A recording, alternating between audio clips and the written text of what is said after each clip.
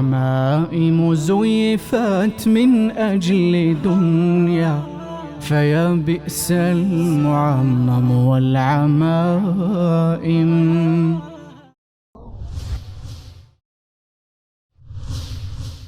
حسين شاب وزينب شاب، يعني 19 20 21 هكذا أعمار أولاد أمير المؤمنين. سنة 16 للهجرة يأتي إلى عقيل يقول: يا عقيل تخير لي امرأة أنجبتها الفحولة من العرب.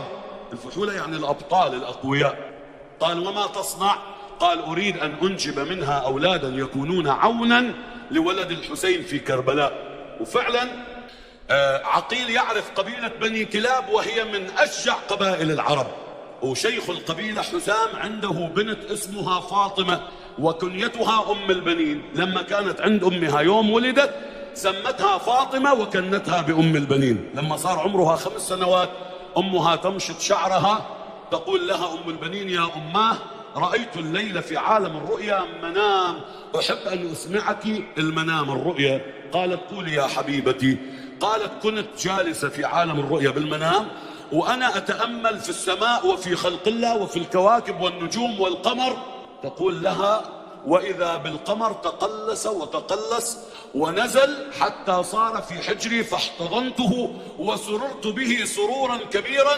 لحظات وإذا بنجوم 3 تقلست ونزلت وصارت في حجري، فسررت بها سرورا كبيرا. ما هذه الرؤيا يا أماه؟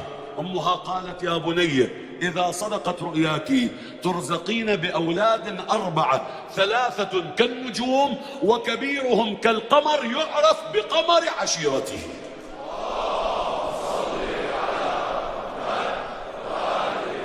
وما راحت الأيام إلا وعقيل طرق باب حزام: السلام عليكم. وعليكم السلام. يقول له: جئتك خاطبا ابنتك كريمتك لأخي علي بن أبي طالب. عقيل صاحب مكانة عند العرب وعند المسلمين، صاحب مكانة عند العرب وعند المسلمين. ومن الناس من يتخذ من دون الله أندادا يحبونهم كحب الله، والذين آمنوا أشد حبا لله.